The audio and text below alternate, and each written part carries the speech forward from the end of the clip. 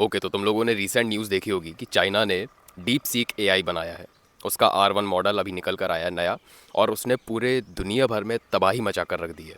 Even chat GPT जिसने बनाया था यूएस ने, उनकी भी पैंट गीली हो गई है कि ये क्या कर दिया चाइना ने। अब इसके ऊपर बहुत सारे एलिगेशंस तो लगाए जा रहे हैं कि चैट जीपीटी से वो ट्रेन हुआ है और उसी को उन लोगों ने रीबिल्ड करके एक नया वर्जन निकाल कर दे दिया। एलिगेशंस तो बहुत सारे लगाए जा रहे हैं, लेकिन ये चीज़ समझने वाली है मेरे हिसाब से कि चाइना ने जो डीप सीक एआई बनाया है वो चैट जीपीटी से बहुत ज़्यादा एडवांस है। क्योंकि चैट जीपीटी जो है वो एक तरीके से क्लोज सोर्स एआई है, और जो डीप सीक एआई चाइना ने बनाया है वो टोटली ओपन सोर्स एआई है। मतलब कोई भी दुनिया भर में बैठ के यूज़ करे।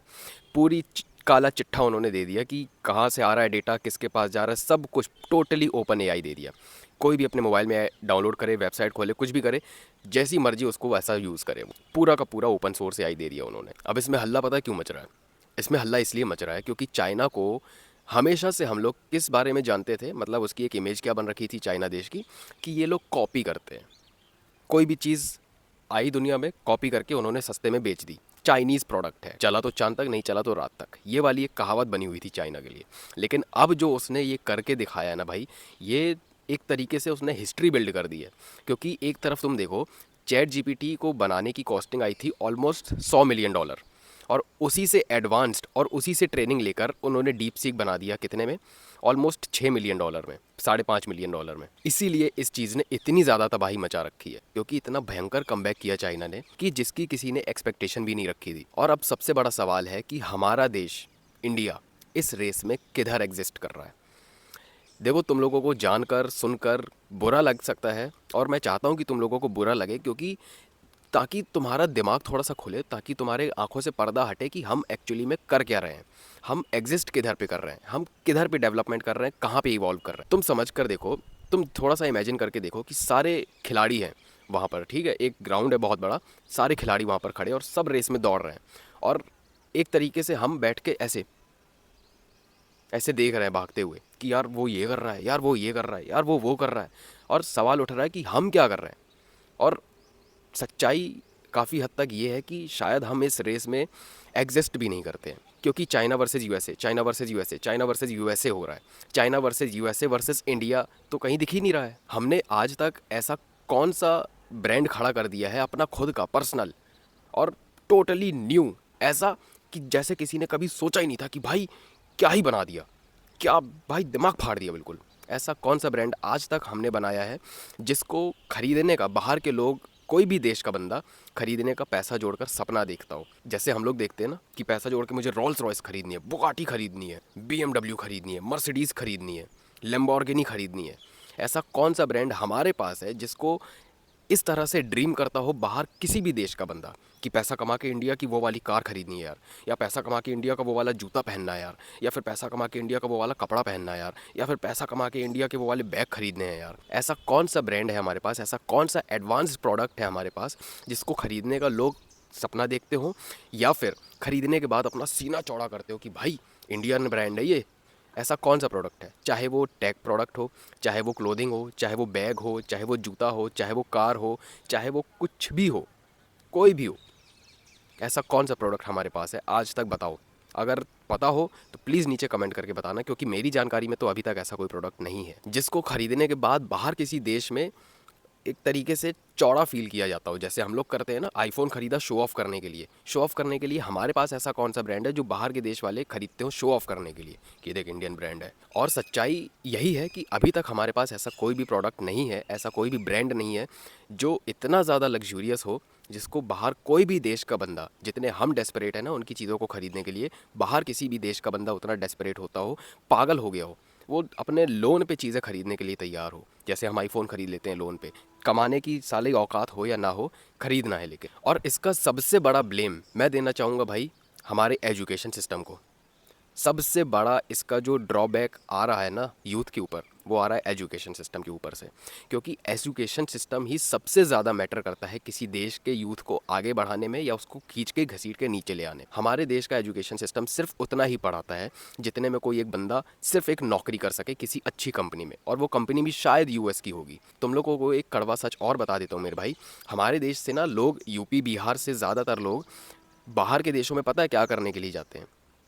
मैं बोलना भी नहीं चाहता हूँ भाई, मुझे बोलते हुए बहुत दुख लग रहा है मजदूरी करने के लिए, क्योंकि उनको उतनी बेटर एजुकेशन मिली ही नहीं कि वो कुछ बढ़िया लाइफ में कर सकते हैं। और बेटर एजुकेशन तो मिली ही नहीं, वो तो है ही एक मुद्दा। दूसरा सबसे बड़ा मुद्दा पता है क्या है? उनको अपने देश में भी उतनी मजदूरी नहीं मिल रही कि उनको बाहर जाके दूसरे अंग्रेज़ों की मजदूरी करनी पड़ रही है कि नहीं है? शर्म खाने वाली बात बताओ।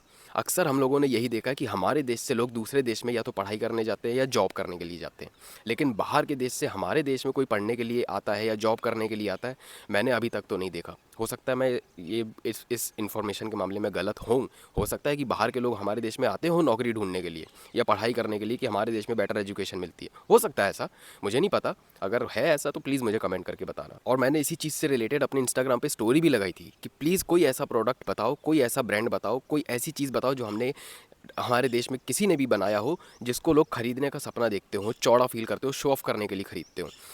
और भाई अनफॉर्चुनेटली बहुत दुख के साथ कह रहा हूँ, मुझे ज़्यादातर रिप्लाई पता है क्या है? ये देखो, एरर 404 नॉट फाउंड। मतलब लोगों को पता ही नहीं है कि हमारा देश में ऐसा कोई प्रोडक्ट बना है या नहीं बना। एक बंदे ने कमेंट किया था रेंज रोवर। भाई रेंज रोवर इंडियन ब्रांड है ही नहीं भाई, रेंज रोवर ब्रिटिश ब्रांड है, लैंड रोवर का मॉडल है रेंज रोवर। अब तुम्हें समझ में आ रहा है कि हम लोग कहाँ एग्जिस्ट करते हैं, हम लोग कहाँ खड़े हैं, हम लोग इस रेस में है भी या नहीं है। तुम लोगों को अब समझ में आ रहा होगा धीरे धीरे। और एजुकेशन के बाद इसका सबसे बड़ा ब्लेम है पेरेंट्स, क्योंकि पेरेंट्स की जो मेंटालिटी बनी हुई है ना कि जॉब करो, जॉब से ही आगे बढ़ सकते हो, वरना लाइफ में तुम बर्बाद हो। सरकारी नौकरी या प्राइवेट नौकरी, बस ये दो चीज़ें हैं लाइफ में ऑप्शन तुम्हारे लिए एक्सप्लोर करने के लिए। अगर तुम्हें लाइफ में सक्सेसफुल होना है तो नौकरी करो भाई, नौकरी क्रिएट करने वाले मत बनो, नौकरी करो, तब हम तुम्हारी रिस्पेक्ट करेंगे। तुम लोग खुद देख लेना, हमारी सोसाइटी में एक तरफ होगा गवर्नमेंट जॉब वाला, एक तरफ होगा प्राइवेट जॉब वाला, और एक तरफ होगा एंटरप्रेन्योर, एक बिजनेसमैन। तीनों में से सबसे ज़्यादा रिस्पेक्ट किसकी होगी? भले ही वो बिजनेसमैन उन दोनों से ज़्यादा कमाता होगा, फिर भी रिस्पेक्ट किसकी होगी तुम लोग बहुत अच्छे से जानते हो। अगर वो तीनों में से किसी लड़की के बाप को शादी करवानी होगी ना, तो तीनों में से किसको प्रीफर करेंगे, ज़्यादा रेशियो किसको होगा, तुम लोग बहुत अच्छे से जानते हो। और ये मेंटेलिटी हमारे देश को बर्बाद करती जा रही है, यूथ को बर्बाद करती जा रही है। इसीलिए मैं इस वीडियो के थ्रू कम से कम ये मैसेज तो पहुँचा दूँ मेरे भाई कि जॉब के पीछे मत भागो, जॉब को लास्ट ऑप्शन में रखो। मैंने लास्ट वीडियो में भी ये चीज़ कही थी, जॉब को अपना लास्ट ऑप्शन रखो, पहले जॉब क्रिएट करने का ऑप्शन रखो। तुम ऐसा क्या क्रिएट कर सकते हो कि तुम जॉब दे सको किसी को, कोई तुम्हारे पास जॉब करने के लिए आ सके।